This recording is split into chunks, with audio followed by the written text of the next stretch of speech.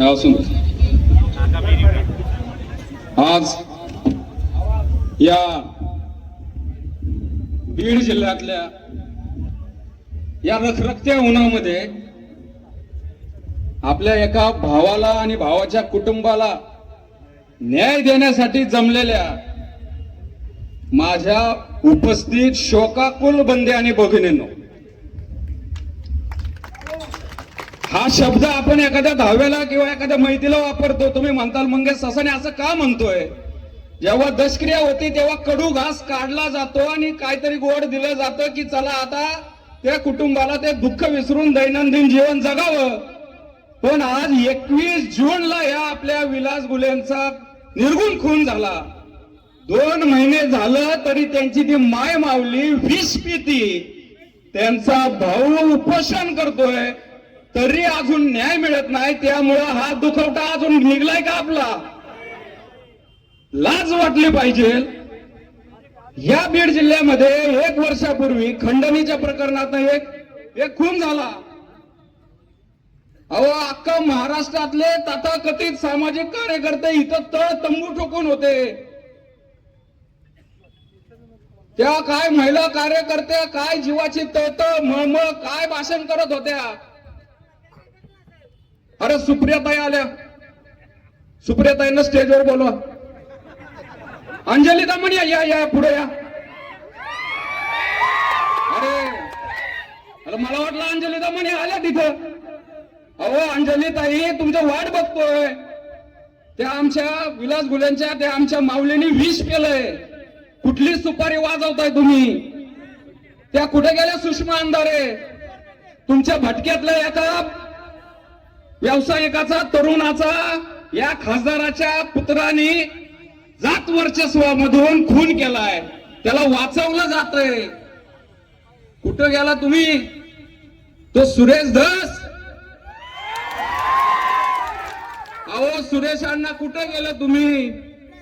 त्या विधानसभेमध्ये भाषण केलं. काय त्याचं कसलं मारलं तुम्ही बघितलं. एवढे झालं. मी सर्जनला फोन केला. अरे आम्ही तसलं राजकारण केलं का? अहो तुम्ही फोटो दाखवले, फोटो व्हायरल केले पोस्टमार्टमचे. जे आरोपी असतील शिक्षा होईल त्यांना. ते फोटो दाखवून तुम्ही धनंजय मुंडेंचा राजीनामा घेता. एवढं खालच्या पातळीचं राजकारण. मग आता तुमच्या जिल्ह्यातल्या एका युवकाला एवढं निर्गुणपणे मारलंय. तो बिनमिशीवाला क्षीरसागर कुठे गेला? पुढे मारत बोलत होता. तो प्रकाश सोळुंके कुठे? उन्हातानामध्ये धापा राहतात तरी स्टेजवर बसत होता. त्या जरांगेच्या चपल्या उचलत होता. तुम्हाला फक्त त्या जरांगेचा आशीर्वाद पाहिजे होता. या बीड जिल्ह्यामध्ये एका आपल्या भटक्यातला एकच जिल्ह्यामध्ये एक आमच्या जातीचे आपले गोपीनाथ मुंडे होते. त्याच्यानंतर धनुभाऊ पंकजाताई. कुठेतरी आम्हाला नेतृत्व करा मिळतंय. त्यांचं राजकीय कारकीर्द संपवण्यासाठी एका खुनाचं भांडवल तुम्ही केलं. मग विलास गुल्यांच्या प्रकरणामध्ये तुमच्या कानात शिसं वटलं का डोळ्याला झापड आली? तुम्हाला हे दिसत नाही का? हे बजरंग सोनावणे. अहो तू खासदार आहे. तुमच्या सगळ्यांना सांगतो, मी आता दिल्लीला ते जंतर मंतरवर आंदोलन होतं तिथं गेलतो. हा आंतरवालीचा ज्ञानबा तिथं आला होता. त्या स्टेजवर जायला जागा नव्हती. हा बजरंग सोनावणे शेपटासारखा त्याच्या बरोबर होता आणि त्याची चप्पल त्याने उचलून घायला दिली. हे सांगितलं नाही, आज सांगतो. या जरांगेच्या चपल्या उचलतो. त्याच्यामुळं या जरांगेच्या दबावातनं या खासदार पुत्राला वाचवलं जातंय. काय म्हणतोय? सीडीआर मध्ये माझ्या मुलाचं नाव आलं नाही. त्याला कायदा आम्हाला पण कळतो. सराईत गुन्हेगार असतो तो त्याच्या मोबाईल वरनं फोन करेल का आरोपीला? तुम्ही सीडीआरचं सांगता. पोलीस प्रशासनाला माझं म्हणणं आहे, परिस्थितीजन्य पुरावे हा काहीतरी एक प्रकार असतो तपासामध्ये. परिस्थितीजन्य पुरावे काय? तर हे आरोपी याच्या आधी 1 वर्ष 6 महिने कुणाबरोबर फिरत होते?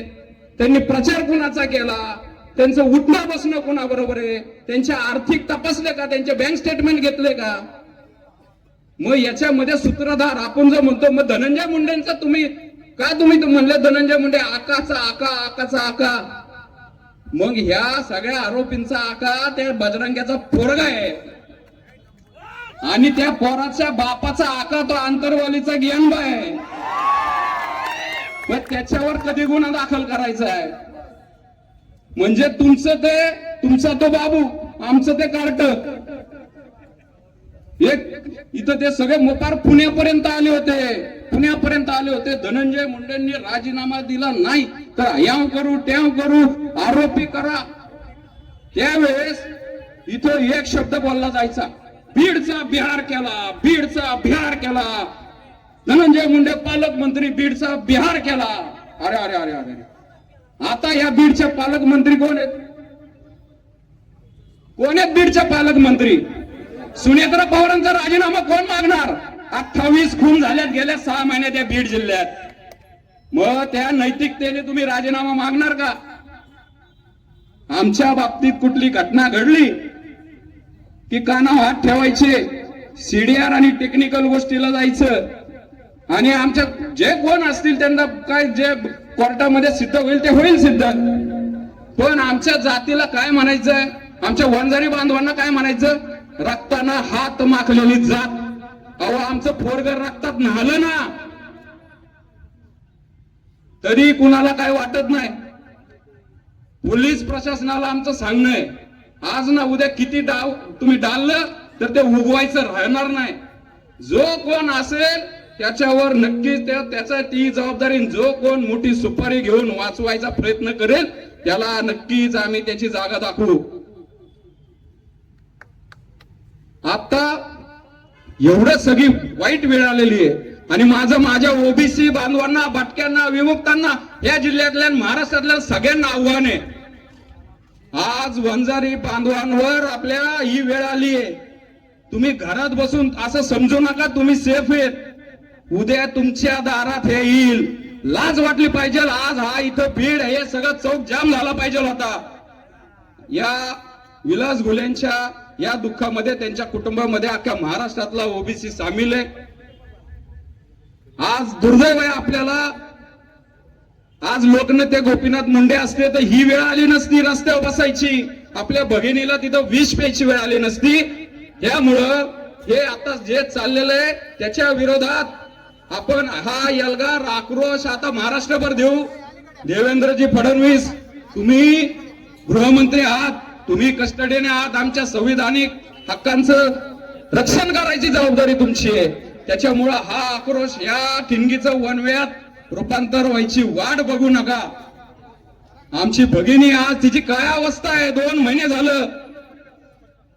त्यामुळं कुठंतरी नैतिकतेला जागून या बजरंग्याच्या पोरावर गुन्हा दाखल करा आणि याचा राजीनामा तो रोहित पवार, सुप्रिया सुळे इथं आला होता ना तुम्ही, तो तुमचीच भगिनी नाही. हे कुठे गेले सुप्रिया सुळे? तुम्ही घेणार आहे का त्या नैतिकतेच्या आधारावर त्या बजरंग सोनवणेचा राजीनामा? बघू तुम्ही का तुम्ही जातीवाद करताय का तुमच्यातली खरी एखादी राजकारणी स्त्री जागी आहे? त्यामुळं विलास घुलेंना न्याय मिळाला पाहिजे. या ही जी खासदाराची माजलेली औलाद आहे हिच्यावर गुन्हा दाखल झाला पाहिजे, नाहीतर ही ठिणगी महाराष्ट्रात पोचेल आणि ते कदापि परवडणार नाही. मी एवढंच बोलतो. जय भीम, जय संविधान, जय ओबीसी, जय भगवान.